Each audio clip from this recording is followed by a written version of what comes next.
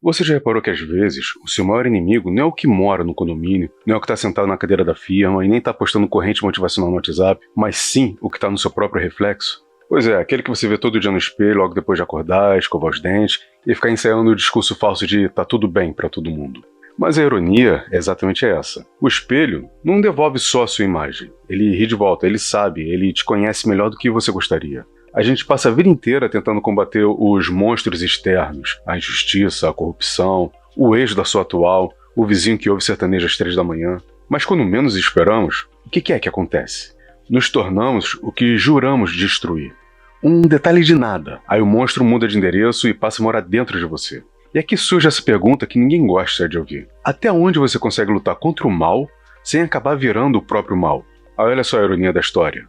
Você começa como herói, aplaudido, cheio de ideias, indignado no Twitter. Eu nunca vou ser assim. Eu jamais farei isso. Eu nunca aceitarei aquilo. Só que aí o tempo passa, a vida aperta, o boleto vence, a ambição sopra no seu ouvido e pronto. Você descobre que não somente fez aquilo, como fez melhor. Ou melhor, fez pior. Parabéns, você acaba de se tornar a versão deluxe do vilão que você tanto criticava. É como se cada luta fosse um espelho, e cada espelho te desse uma ruga nova, uma sombra nos olhos, uma sede que não estava lá antes. Você olha pro abismo e, surpresa, o abismo olha de volta. E o pior, ele ainda dá a risada da sua cara. Aquela risada que só quem já tentou ser bonzinho demais conhece. A risada de perceber que a vida é uma comédia de mau gosto escrita por um roteirista bêbado chamado Nietzsche. E aqui mora a contradição mais dolorosa. A gente precisa de causas, precisa acreditar em algo, precisa lutar contra alguma coisa para dar sentido ao vazio. Mas, quanto mais tempo você passa nesse ringue, mais você percebe que as luvas pesam, o suor arde os olhos e que a plateia vaiando não se importa. E que o verdadeiro adversário é sua própria sombra. E no final, combater o mundo é uma desculpa elegante para não admitir que a luta é contra você mesmo. Mas veja bem, não é só um drama existencial de filósofo alemão deprimido. Isso se aplica a nós, aqui, agora, no miudinho da vida real. Você começa reclamando do seu chefe opressor e quando vira chefe, faz igual. Você começa zombando dos políticos corruptos e quando assume um cargo, rouba até a caneta Bic. Você começa criticando a hipocrisia do vizinho e quando menos percebe, já está escondendo lixo debaixo do tapete. É um upgrade voluntário, um curso intensivo de monstro avançado, gratuito, sem direito a reembolso. E talvez a verdade seja ainda mais cruel. A gente precisa desse inimigo interno, porque sem ele, sem esse espelho cínico que nos devolve as nossas próprias feiuras, não existe narrativa, não existe herói, não existe drama. O vilão que habita em você é também o que dá cor ao palco. Porque, afinal de contas, quem seria você sem as contradições, sem as incoerências, sem os porres morais de sábado à noite em que promete ser uma pessoa melhor e na segunda já voltou a xingar todo mundo no trânsito? Então aqui fica o dilema. Lutar contra o monstro é, inevitavelmente, alimentar o monstro.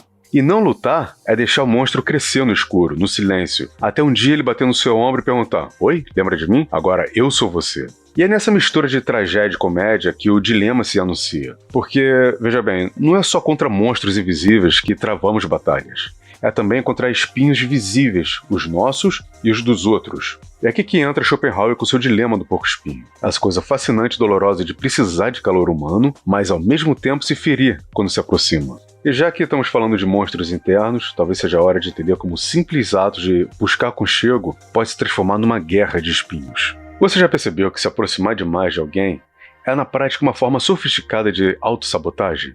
Pois é, Arthur Schopenhauer, esse alemão que parecia ter feito doutorado em tédio e mestrado em melancolia, ele sacou isso antes de todo mundo. Nós, seres humanos, somos como porco-espinhos no inverno. Precisamos do calor um dos outros para não congelar, mas quando chegamos perto demais, acabamos nos espetando. É quase uma metáfora poética, mas com a delicadeza de um porco-espinho. Romântica até a página 2, sangrenta da página 3 em diante.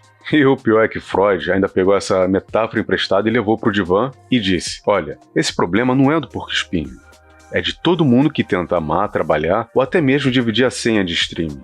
Porque é isso, você se aproxima e dói, se afasta e congela. A vida é um eterno dilema térmico existencial. É como se as opções fossem morrer de frio ou morrer espetado. O Netflix emocional nunca nos oferece um final feliz. Pensa no amor, por exemplo. Você começa todo aberto, disponível, querendo esquentar e ser aquecido, mas basta conviver um pouco mais para perceber que o calor vem acompanhado de um kit completo de espinhos. TPM, ciúmes, mau humor, sogra. E você, claro, também tem seu arsenal de espinhos. Manias irritantes, falta de paciência, playlist altamente questionável no Spotify. E sabe qual é o resultado disso? 2 porcos espinhos se cutucando, mas incapazes de largar o aconchego um do outro. E no trabalho é igualzinho. O colega parece simpático, você se aproxima e de repente descobre que ele gosta de explicar a mesma planilha por 40 minutos. Espinho. O chefe que parecia o mentor e inspirador começa a te mandar e-mail às 3 da manhã. Espinho. A empresa que promete ser uma família, mas na primeira crise corta o seu vale-refeição. Espinho com recibo em PDF. Mas se liga só nisso daqui. É exatamente nessa dor que mora a nossa contradição mais fascinante. Nós precisamos um dos outros. E é justamente porque precisamos que sofremos. Somos um bando de animais emocionais com espinhos invisíveis, tentando desesperadamente nos abraçar sem virar churrasco. Schopenhauer dizia que o sofrimento é inevitável. Freud completou que ele é estrutural. E eu vou acrescentar aqui, ele também é meio engraçado. Porque, vamos ser sinceros, não tem nada mais engraçado que ver 2 seres humanos tentando se relacionar. É sempre um festival de cutucadas, mágoas, silêncio constrangedores e frases mal interpretadas no WhatsApp. E ainda assim, a gente insiste, porque morrer congelado de solidão dói mais do que levar uma espetada. É como aquela piada triste, o ser humano é o único animal que coloca a mão no fogo, se queima e depois diz: "Ah, mas talvez na próxima seja diferente." Mas olha só a ironia, cada vez que a gente se aproxima e se fere, criamos cicatrizes. E essas cicatrizes viram espinhos ainda maiores. Ou seja, quanto mais buscamos calor, mais nos armamos contra ele.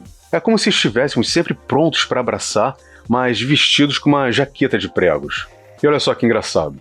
Quando a gente se espeta, a gente sempre culpa o outro por ser espinhoso demais. Raramente paramos para pensar que nós também temos agulhas afiadas, pronta para furar qualquer um que se aproxime demais da nossa vulnerabilidade.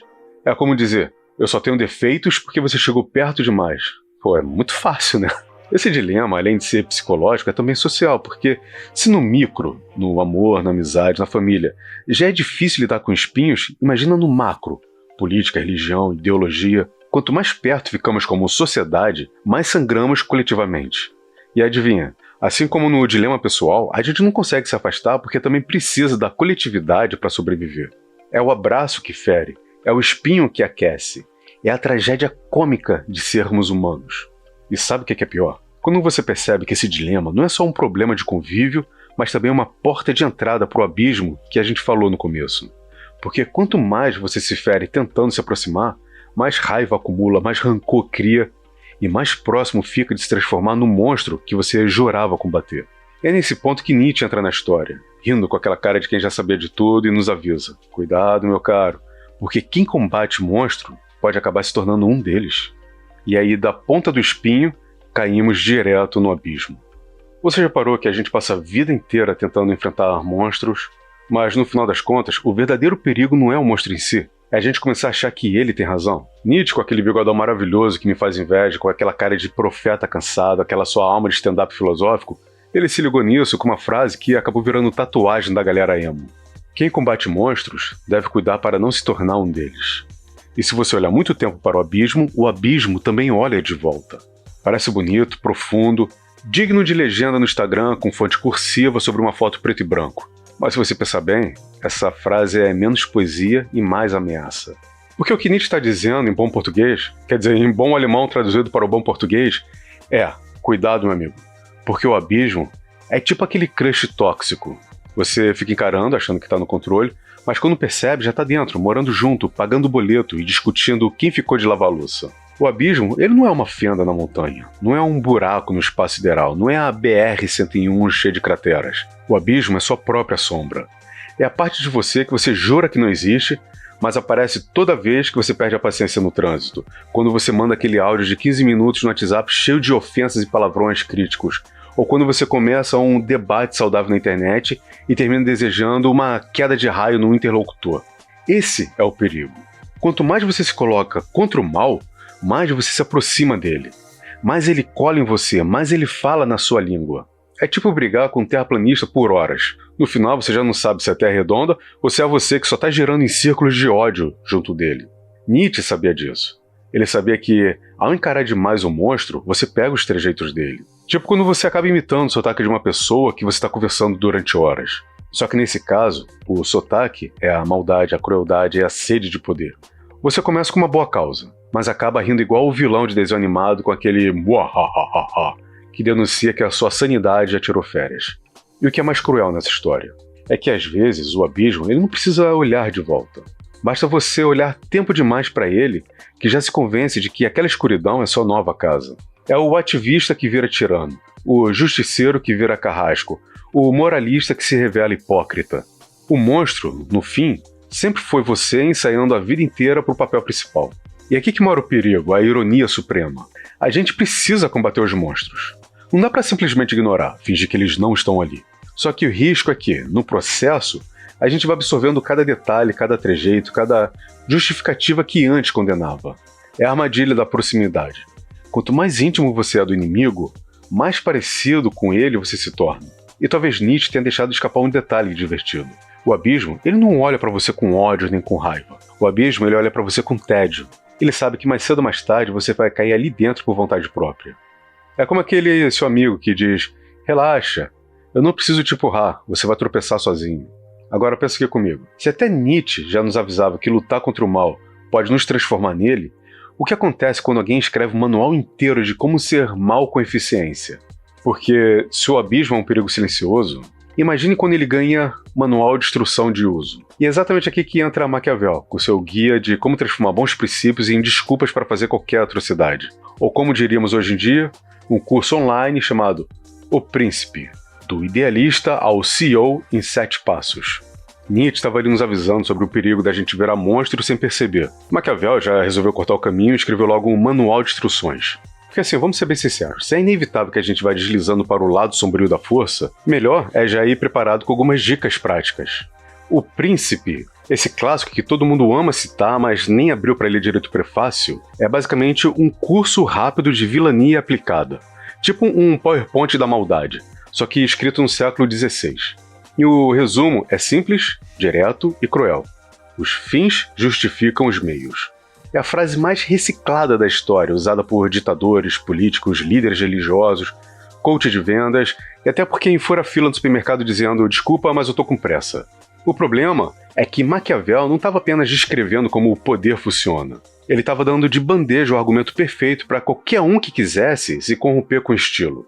É como se ele tivesse inventado a desculpa universal. Não é maldade, é estratégia.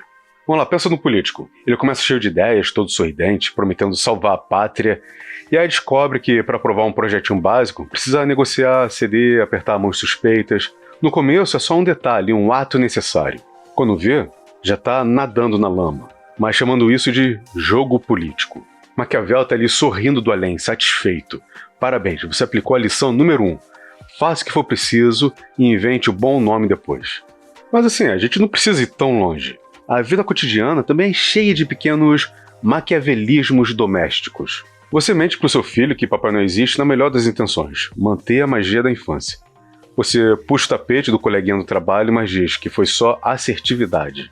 Você posta uma foto no Instagram com filtro preto e branco, legenda filosófica, mas no fundo você só queria mostrar o seu abdômen. Os fins justificam os meios. E o like justifica qualquer constrangimento. E o mais engraçado é que todo mundo, mais cedo ou mais tarde, vira um pouquinho Maquiavel. Porque a vida é um jogo de negociações onde ninguém sai com as mãos limpas. É muito fácil julgar os monstros do poder, mas no fundo, a gente só não chegou lá ainda. Se colocasse você numa sala, com a chance de escolher entre perder tudo ou trapacear um pouquinho. Vamos lá. O ser humano costuma ser o campeão mundial em integridade, né? E essa é a armadilha maquiavélica. O manual do vilão não é sobre príncipes e reinos distantes. É sobre nós. Sobre as pequenas corrupções diárias que vamos justificando em nome de um bem maior. É sobre a mentira que contamos para sobreviver, a máscara que usamos para agradar, a concessão que fazemos para não perder. No fundo, Maquiavel ele não inventou nada. Ele só teve coragem de escrever o que todos praticavam em silêncio. E o perigo disso é muito óbvio. Quando normalizamos os meios mais escusos em nome de qualquer fim, abrimos espaço para o Macbeth de cada esquina. O herói que no início só queria um pouquinho de poder e quando menos percebe, já se transformou no maior vilão da sua própria história. E é aí que Shakespeare entra nesse palco com o sangue nas mãos e o olhar perdido para lembrar pra gente que a tragédia de se transformar em monstro não acontece de repente. Ela acontece passo a passo, com cada justificativa nobre que damos para as nossas ações sombrias. Eu sei que pouca gente lê Shakespeare, mas todo mundo já viveu um pedaço de Macbeth. Aquele cara que começa como herói, cheio de virtudes, quase candidato ao funcionário do mês do universo, mas que no meio do caminho descobriu que a sede de poder é mais viciante do que qualquer série da Netflix. A história é simples e devastadora ao mesmo tempo. Macbeth é um guerreiro respeitado, honrado, querido, o tipo de sujeito que você chamaria para ser padrinho do seu casamento. Até que aparece uma profecia dizendo que ele vai ser rei. Só que não agora, não já. O destino prometeu, mas pediu paciência. E aí tá a primeira lição. Ninguém quer esperar o correio entregar a coroa. A ansiedade é o motor do monstro. Então, movido pela ambição e atiçado por Lady Macbeth, que parece a coach mais sombria da história, ele decide dar uma acelerada no processo. E pronto, a tragédia começa. Do primeiro sangue derramado ao último, Macbeth vai se transformando do herói celebrado ao vilão maldito. E vamos ser honestos aqui, né? Quem nunca? Quem nunca começou uma jornada com a melhor das intenções, prometendo ser justo, ético, humano, só para no meio do caminho ser corrompido por um cargo, um microfone, ou pior ainda, uma senha de administrador do grupo do WhatsApp? O poder é isso, é um campo de teste para o caráter, onde a maioria de nós, se não reprova, cola.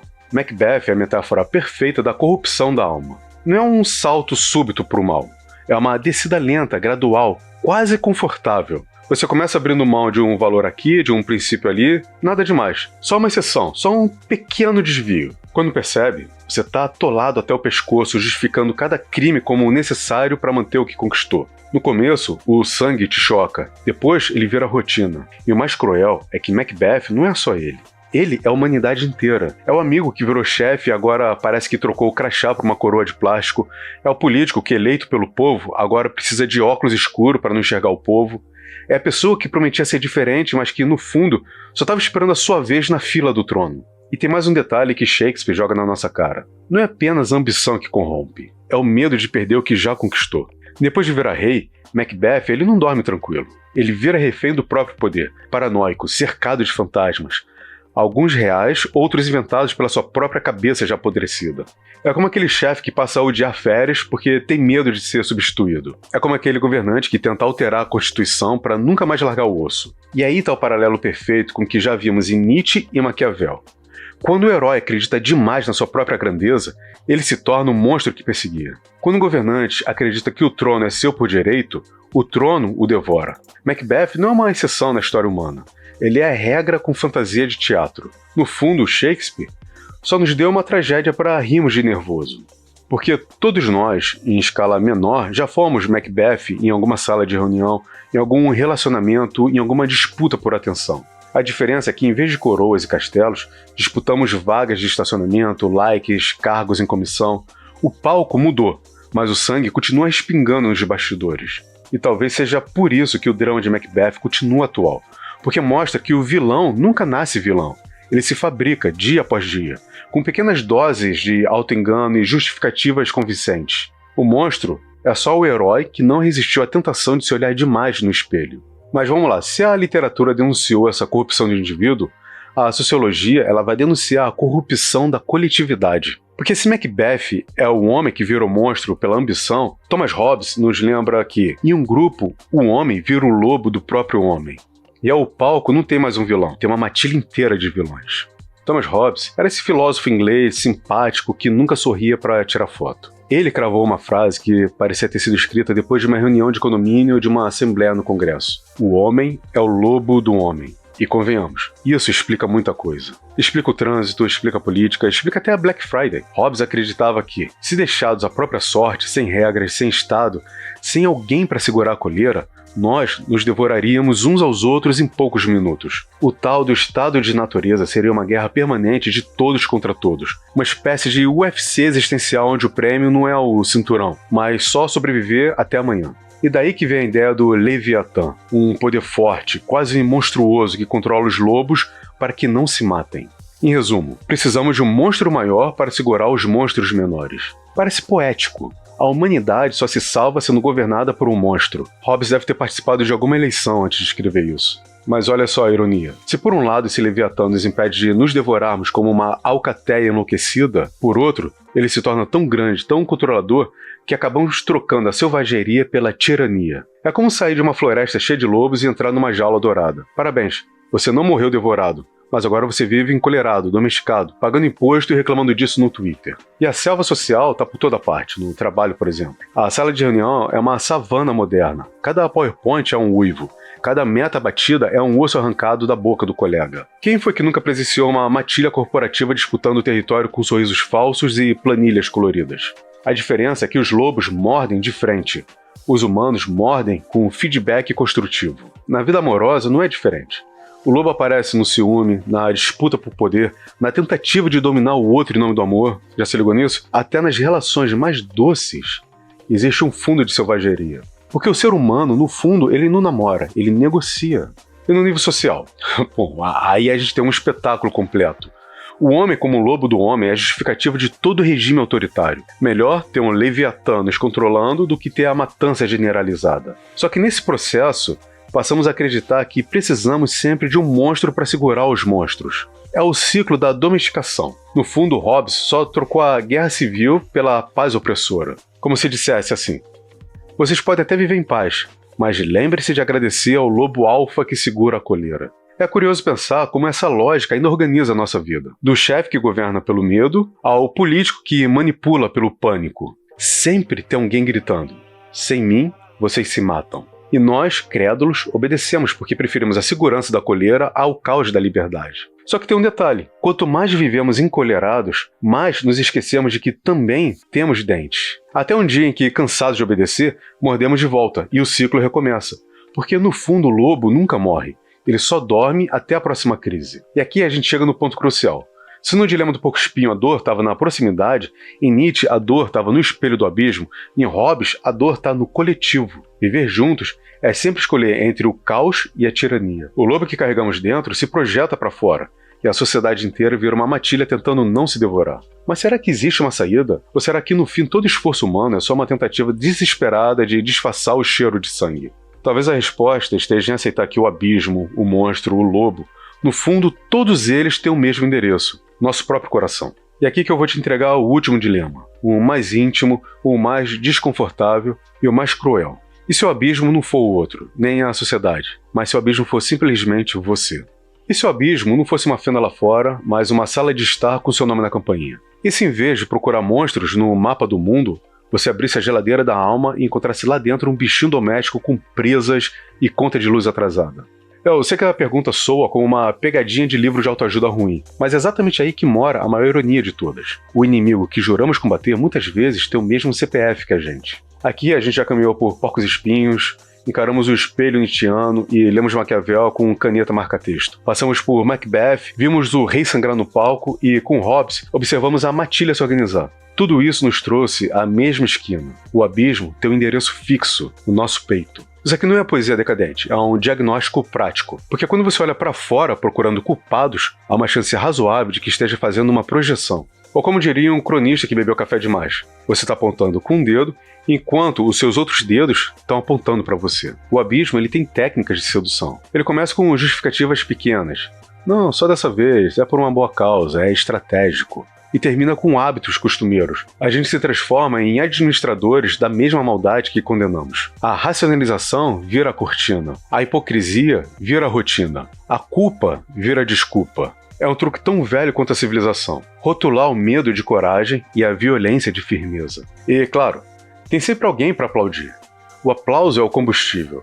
O like dá moral. As justificativas, quando repetidas, viram uma tradição. Mas não tente se enganar. Reconhecer que tem um monstro dentro não é autoflagelação moralista, é uma lucidez política.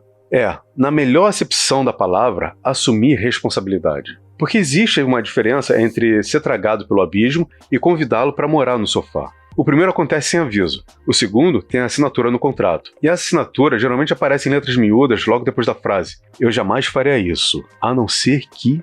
e o mote universal do arrependimento futuro. Então, o que fazer com essa descoberta inconveniente? Primeiro, você respira fundo.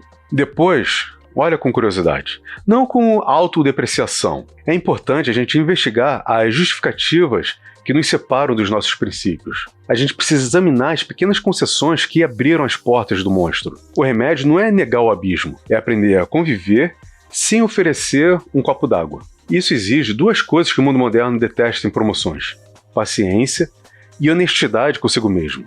Ou seja, nada viraliza isso, mas é o que funciona. Então eu quero te convidar. Sim, você mesmo que está me ouvindo agora. Vamos fazer uma pequena experiência juntos. Quando você sentir nojo de um comportamento alheio, pergunta para você mesmo se parte desse nojo não é um espelho. Quando quiser justificar uma ação tática, leia em voz alta a desculpa e pergunte se ela soaria honesta num tribunal íntimo. A reflexão não é terapia de luxo, é uma ferramenta de combate ao monstro habitacional.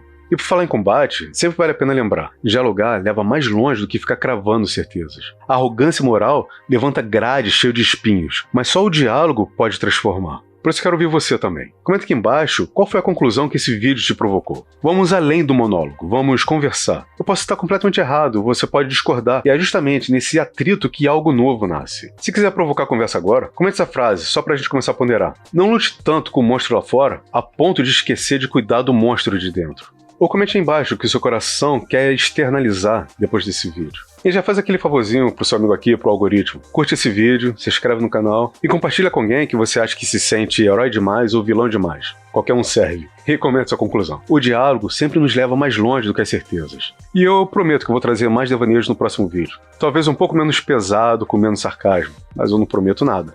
Mas vale sempre a pena lembrar. Eu posso estar completamente errado sobre tudo isso que eu disse. Então pense bem sobre isso, fique bem e beba água. O ano é 2025 e a gente está vivendo uma espécie de perseguição aos cristãos, mas por outros cristãos e dentro das próprias igrejas.